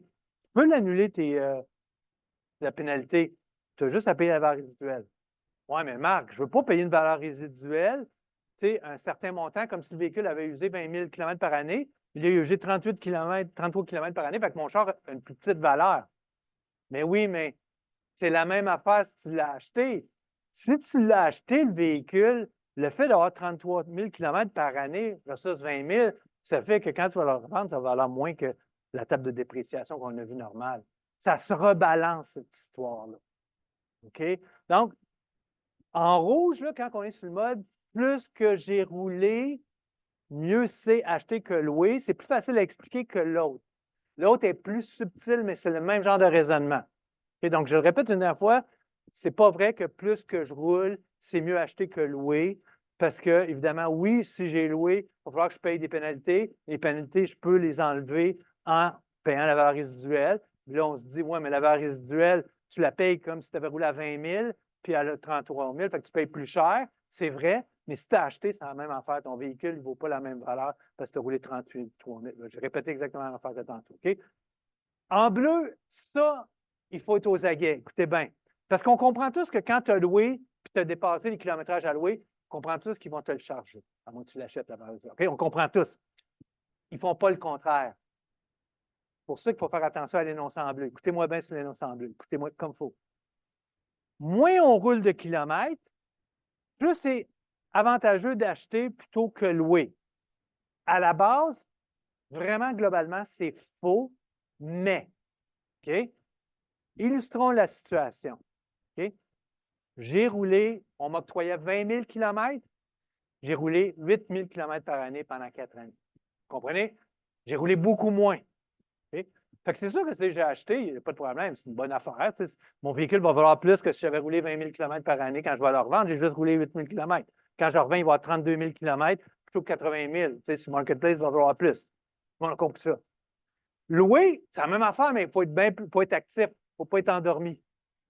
Si tu as loué, écoutez-moi bien, si tu as loué, ton véhicule, tu l'as financé, puis la valeur résiduelle est établie pareil comme s'il y a 80 000 km après le bail, à la fin du bail. Vous suivez? Il t'a donné 20 000 km par année, 4 fois 20, c'est 80 000, comme s'il y avait 80 000. C'est une gaffe à remettre les clés, là? Wow! Là, tu n'as rien compris si tu as remis les clés. Là, tu vas être invité au 5 à 7 pour les clients, les meilleurs clients. OK? Tu as un véhicule que ta valeur résiduelle est établie pareil comme si tu avais 80 km, mais toi, tu as roulé 32 000 km. Normalement, la symétrie devrait dire ouais, mais tu sais, le concessionnaire va te donner de l'argent. Non, il ne te donne rien, il ne te dit rien.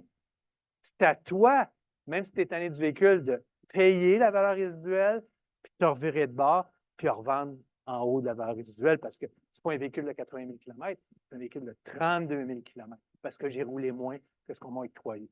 Fait que, vous voyez que c'est les 27, vous avez raison, mais l'affaire, quand tu ne roules pas beaucoup, quand tu roules en bas de ce qu'on t'a alloué en location, il ne faut pas que tu sois endormi. Okay? Voilà, c'était ça l'explication que je voulais vous donner.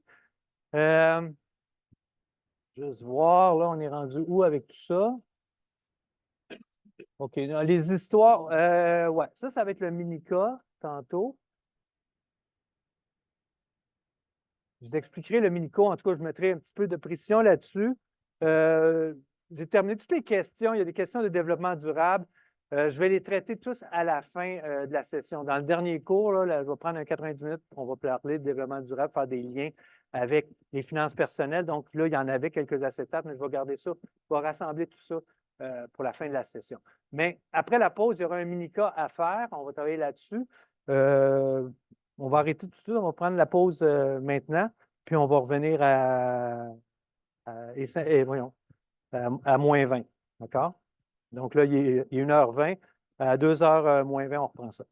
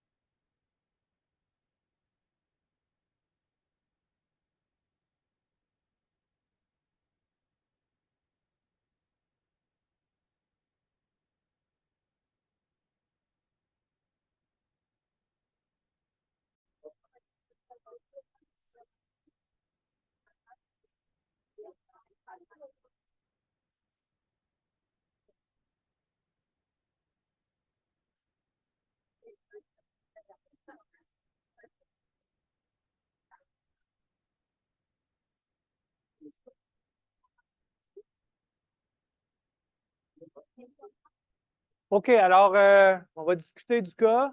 Encore une fois, je veux vous rassurer, c'est la démarche qui est importante. C'est l'intégration de la plupart des éléments. Ça n'a pas été exact. Puis il y a différentes façons de le présenter. Moi, je vous le présente d'une certaine façon. À l'examen, je reparlerai de ça, mais au final, il va y avoir une de ces questions-là. Soit la location ou l'achat de son logement, comme on a vu la semaine passée, ou une question sur l'automobile, le déplacement, comme on fait aujourd'hui. Alors, il y avait trois options. Évidemment, première option, c'était 2 voitures à essence. Deuxième option, c'était 2 voitures électriques. Puis, troisième option, c'était une voiture électrique plus le transport en commun. C'est bien sûr que la troisième option, vous l'avez sûrement remarqué, va amener un coût beaucoup moins important. C'est sûr que 2 véhicules, ça coûte cher. 2 véhicules neufs en plus. Donc, on va regarder ça ensemble, comment je vous présente ça. Juste, les gens vous êtes familiarisés un petit peu avec ça, le jeu des subventions. Au fédéral, il n'y a rien d'annoncé sur la disparition de la subvention de 5 000 $. Donc, il y a une subvention du fédéral sur l'acquisition d'un véhicule électrique de 5 000 $. Vous l'avez vu, il n'y a aucune annonce sur la disparition ou la transition vers zéro de cette subvention-là. Par contre, au Québec, depuis le budget de l'an passé, c'est annoncé. Donc, ça a été longtemps, depuis l'introduction, 7 000 $ au Québec. 31 décembre 2024, ça diminue. À partir du 1er janvier 2025, ce sera 4 000 $ et ainsi de suite. 2 000 $ le 1er janvier 2026, puis après le 31 décembre 2026, il n'y aura plus rien. Le pari, c'est que le marché aura récupéré, évidemment, aura fait baisser les prix suffisamment pour que l'un compense l'autre. À suivre tout ça. Donc, vous l'avez vécu. Quand j'ai calculé le véhicule électrique, comme je vous le disais, c'est en 2022. Okay? Donc, je n'ai pas les mêmes chiffres que vous, mais vous devriez retrouver un peu le même genre de démarche dans la détermination, finalement, des paiements. C'est ça que je voulais retrouver, les paiements pour le véhicule électrique. Alors, on part du PDSF. Moi, dans mon cas, en 2022, puis vous, je sais que c'était plus élevé, c'était probablement 45-46. Moi, c'était 43 899 que j'avais. Il y avait les transports et préparations pour 2636 et la TPS-TVQ par la suite qui s'applique sur ces deux composantes-là. Ces deux composantes-là qui pourraient être une seule composante réellement. Donc, ça donnait 6 969. Vous avez remarqué, certains l'ont soulevé, certains m'ont posé cette question-là. C'est un peu ratoureux comment la subvention est donnée. Elle est donnée après le calcul des taxes. On aurait bien aimé que ça soit donné avant le calcul des taxes, okay, pour faire sauver des taxes. On gratte les fonds de tiroir, donc les subventions se passent après. Tout ça, ça se passe tout au concessionnaire. Ce n'est pas un chèque que tu reçois ou un transfert ou un virement. Ça diminue le prix de vente. Oui? Question? Ouais, je me suis mal expliqué quand j'ai dit proportionnel. Tu as raison. Ce n'est pas nécessairement proportionnel, c'est que c'est plutôt limité à cet ordre de grandeur-là, autour de 2 000 à 3 000 $. C'est plus ça que je voulais dire. Ouais. Non, je me suis mal exprimé, tu as raison. Oui, non, c'est pas proportionnel. C'est le même chiffre que tantôt quand le chiffre était à 25 000, exact. Même à 22 000. OK, donc j'arrive à 41 504. Moi, qui m'était proposé, il y avait probablement différentes formules de financement qui vous étaient proposées quand vous avez regardé sur le site de Hyundai pour le Kona 2024 dans votre cas. Moi, j'ai pris, dans ce temps-là, c'était marqué il y avait 4,99, on me l'offrait pour 48 mois. Donc, juste par rapport au calcul que j'ai fait à essence tantôt, vous voyez, il y avait comme un encouragement sur le taux, il était à 4,99. Tantôt, quand j'ai calculé pour à essence en 2022, c'était à 5,99. Je ne sais pas, vous, c'était quoi les taux? C'était quoi les taux que vous avez vus? Vous annoncez quel taux, vous? Hein? 5,29? Oui, OK. OK, donc moi, ça me donne 955,62. Évidemment, vous pouvez avoir tous vos points si vous l'avez financé sur 7 ans aussi. Ça, ce n'est pas un problème en soi. Alors, j'ai mes paiements pour le véhicule électrique Kona Et là, évidemment, je vais me diriger vers mon Excel, puis je vais vous montrer à quoi ressemble ma solution. OK, donc la première option, évidemment, c'est de retrouver, j'ai mes quotas à essence. Alors, j'ai pris les mêmes calculs, comme je l'ai dit, qu'on a présentés avant la pause. Le 674,19 qui avait été déterminé fois 12, alors ça donne 8 090 par année pendant 4 ans. Ces chiffres-là, évidemment, ne bougent pas, ils sont fixés par le taux d'intérêt. Alors, c'est important de les actualiser. Donc, l'actualisation de ces 4 paiements-là annuels de 8 090, qui sont mensuels en fait, à 3 %. Moi, j'utilise l'inflation pour actualiser ici. D'autres taux seraient acceptables. J'arrive à 30 072. L'essence, bien, l'essence, j'ai été voir, là, évidemment, il y a des hypothèses là-dedans, mais il y a des hypothèses, mais il y a des choses qui sont basées sur l'information qui est disponible. OK. Donc, moi, ce que j'ai remarqué pour le Kona en 2022, c'était que la consommation d'essence pour faire 100 litres, ça variait entre 8 litres pour faire 100 km, excusez-moi. 8 litres pour faire 100 km en ville, 6,6 litres pour faire 100 km sur la route. J'ai fait une moyenne de ça. J'ai fait fois 15 000 parce que je calcule pour un véhicule. OK? Puis, je vais doubler la mise à la fin. Parce qu'à la toute fin, à l'option 3, je vais avoir un seul véhicule. Fait que je le fais comme s'il y avait un seul véhicule. Alors, mon 30 000 devient 15 000 km. Et j'utilise la consommation que je vous ai dit, 8 litres pour faire 100 km en ville, 6,6 sur la route. Bref, ça me donne 1862. J'ai mis, je pense, 1,70. Ça, je n'ai pas de boule de cristal. Là. Vous pouvez mettre un peu n'importe quoi, là, 1,7, 1,8, 1,9, 1,4. On ne connaît pas trop, on ne connaît pas l'avenir avec ça. La seule chose que je peux vous dire, c'est que remarquez que je ne l'ai pas actualisé. Puis ça, c'est important sur tous les frais qui augmentent de l'inflation, mais c'est sûr que l'essence, c'est un cas à part. Oui, ça augmente l'inflation, mais plus ou moins, là, ça a ses propres règles du jeu. Mais ce que je veux dire, tous les frais qui augmentent de l'inflation, je ne les ai pas actualisés, mais je ne les ai pas non plus capitalisés de l'inflation, parce que ça revient au même. Là, je pourrais mettre de l'inflation sur mes déboursés, puis après ça, tout actualiser, ça revient au même. Et si je capitalise à 3 puis j'actualise à 3 c'est comme si je n'ai rien fait. Donc, moi, j'ai tout simplement mis le 1862 pour les 7 années, puis j'ai tout ramené ça. J'ai fait x7, ça donne 13 031. Ça va? Donc, c'est le même comportement que j'ai sur les changements d'huile. Donc, j'avais 100 $ comme changement d'huile. C'est important de mettre ce genre de frais-là parce qu'on sait que ça aide des mécaniciens ou des mécaniciennes. On le sait qu'avec l'électrique, il n'y en aura pas de changement d'huile. Je vais l'indiquer, c'est un coût important. C'est un coût pertinent, en tout cas. Donc, j'ai 100 $ par année. Les pneus, encore une fois, les pneus, vous pouvez me dire, j'ai besoin de pneus aussi pour électrique, mais n'oubliez pas que mon dernier scénario, option 3, j'ai un seul véhicule. Fait que c'est important de mettre tous les coûts que je peux imaginer. Okay? Vous n'êtes pas obligé de toutes les mettre, mais il faut réfléchir à ces éléments-là. Donc, j'ai fait comme des changements ou des acquisitions de pneus. 800 parce que quand tu les achètes, tu as juste tes pneus d'été, fait que j'ai acheté mes pneus d'hiver. J'ai fait mes changements de pneus de saison par saison. Il a fallu que je rajoute des pneus. Bon, bref. Mettez un peu comme vous voulez, mais mettez pas rien. Là. Faites pas comme ça n'existait pas. Okay? Je vais être très tolérant sur la façon que vous magasinez vos pneus. Okay? Les freins, ben oui, c'est une des choses qui est connue, là, que je ne suis pas un expert de mécanique, mais j'ai compris que les freins, je sais qu'à essence existe. Puis électrique, ben, apparemment qu'il n'y a pas de frais reliés aux freins, tout ça. J'en ai quand même mis en électrique, là, mais beaucoup, beaucoup moindre. D'accord? Donc, j'ai mis des changements de plaquettes, puis de tambours, puis de patati patata à un moment donné, ici, pour véhicules à essence.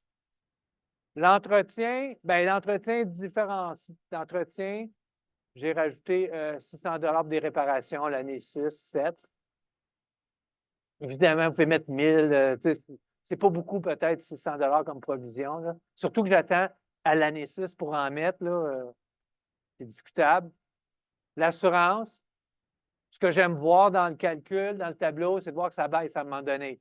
ça baisse parce qu'à un moment donné, j'arrête d'être assuré des deux bords.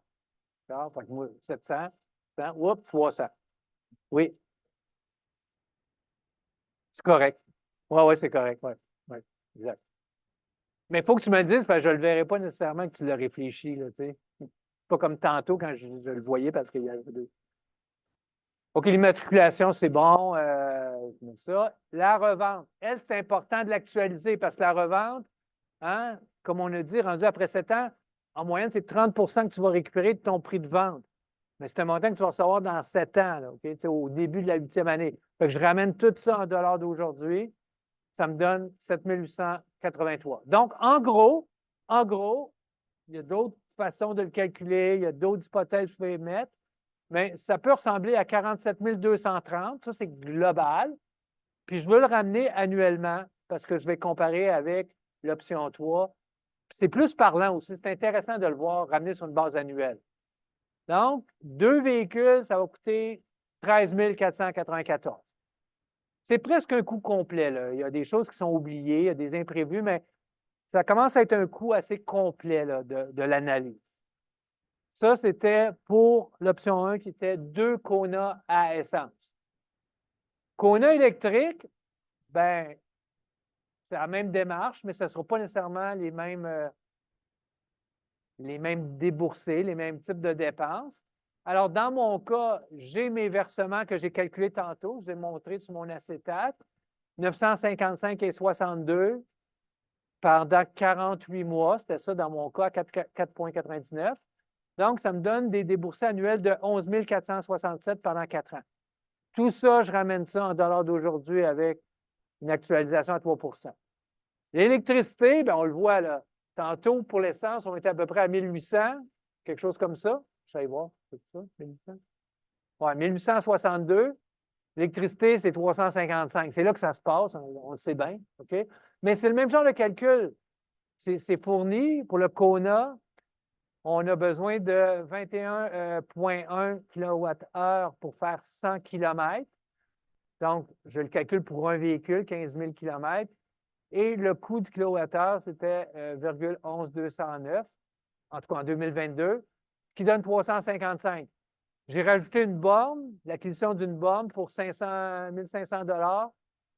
Il y avait une subvention là, que j'ai plus ou moins tenu compte, là, ou ça dépend, là, c'est pas clair si j'en ai tenu compte ou pas. Peut-être que c'était plus élevé que 1500, puis j'ai mis la subvention, mais elle est après disparaître, cette subvention-là aussi. L'important, c'est de penser qu'il y a une borne pour rajouter un coût. Là. Okay? Les pneus, excusez-moi. Bon, l'huile, il n'y a rien à faire là. Les pneus, c'est le même comportement. Il n'y a pas de changement par rapport à essence ou électrique, ma connaissance. Les freins, ben, je les ai réduits de moitié. Je ne sais pas, peut-être que c'est carrément inexistant, là, vraiment, vraiment. Je ne saurais pas dire. L'assurance, j'ai mis le même comportement. On m'a dit, ça encore une fois, c'est quelque chose que moi, je ne savais pas. Puis là, j'ai lu un peu là-dessus, j'ai entendu dire, paraît que les assurances sont quand même plus élevées pour un comparable électrique versus essence. Mais moi, je n'ai pas fait cette variation-là. Okay? Si je ne le fais pas à mes calculs, je ne vous le demande pas de le faire non plus à l'examen, mais pour la discussion plus large, je pense que c'est un facteur. Matriculation, ça ne change rien. Et la revente, j'ai été encore avec le 30 actualisé. Donc, on arrive à 12 778. Alors, moi, dans mon cas, il faut comprendre que j'ai comparé des 2022 avec des 2022. Fait que ça tient un peu, ça tient la route quand même. Puis on voit qu'on est rendu pas mal à un point d'équilibre. D'accord? Avec les subventions sont là. C'est un point d'équilibre. Mon calcul, moi, me donne, il n'est pas parfait, là. Il y a peut-être des éléments à ajouter ou à soustraire, des ajustements, mais quand même, de façon générale, pour 2 véhicules électriques, le faire fonctionner sur 30 000 km, ça me donne à peu près 12 700 $. Puis à essence, ça me donne 13 000. Fait qu'il semble être un peu moins coûteux l'électrique. On peut dire que c'est à peu près égal. Où ça va faire une grosse différence? Bien oui, c'est sûr qu'avec le transport collectif, pour éliminer un véhicule, bien là, c'est bien sûr que ça va faire un gros changement. Donc, la mécanique ou la façon de calculer, c'est la même chose au début. J'ai un seul véhicule. Fait que, dans le fond, tout va être pareil par rapport à 2 véhicules tantôt, sauf la seule petite nuance, si vous essayez de retrouver, c'est l'électricité, parce que comme je vous l'ai dit, Avec un véhicule, on va faire 25 500 km. C'est comme ça que l'énoncé est dit. Là. Je l'ai précisé tantôt. J'ai dit, globalement, c'était 30 000 km qu'on faisait. Il y a 30 qui étaient pour aller au travail. Donc, ça fait 9 000 km. Sur ce 9 000 km-là pour le travail, il y en a la moitié seulement qui est remplacée par le transport en commun. OK? Fait que c'est 30 000 moins 4 500, ça donne 25 500 kilomètres dans l'année. C'est pour ça que le 603 il est plus élevé que le 355. Pour le reste, je ne sais pas si vous avez trouvé ça facile de trouver l'information. Le but, ce n'était pas de passer beaucoup de temps là-dessus. Moi, j'ai eu de la misère à trouver la tarification de la Ville de Québec, mais en tout cas, j'ai fini par la trouver à l'époque. Moi, ça revenait à 1731, mais là, c'est pas grave. Peut-être que vous avez vu ça à un prix différent. L'important, c'est d'avoir un paiement mensuel x 12 pour la carte d'abonnement au transport collectif de la Ville de Québec. Donc, on arrive à 8 369. Alors, 8 369 versus 12 000, ça donne un écart de 5 125. Le 5 000, je l'ai comparé avec essence, je pense. Oui, OK. Donc, il y a un avantage annuel de 5, c'est annuel quand même, 5 125 par rapport à l'option d'avoir un véhicule électrique qu'on a, plus le transport en commun versus 2 à essence. Moi, j'ai bien aimé, c'est Daniel, tantôt, il m'a parlé de ça.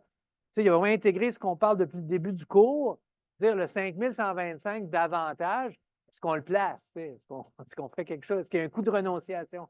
Il y a toujours un coût de renonciation. Je ne l'ai pas fait ici. C'est pas grave de ne pas le faire ici, mais si on le réfléchit vraiment, c'est de l'argent qui est disponible de plus, dépendamment où tu te situais, là, si les deux autres hypothèses c'était réaliste ou pas, si tu avais cet argent-là ou pas. Peut-être que tu ne l'avais pas, puis dans le fond, ton seul scénario, c'est celui-là, mais là, le coût de renonciation, il s'intègre moins dans l'histoire. Mais si tu avais vraiment l'argent, puis que tu as 5 125 de plus pour placer, tu aurais un élément de coût de renonciation que tu pourrais intégrer, pas obligé.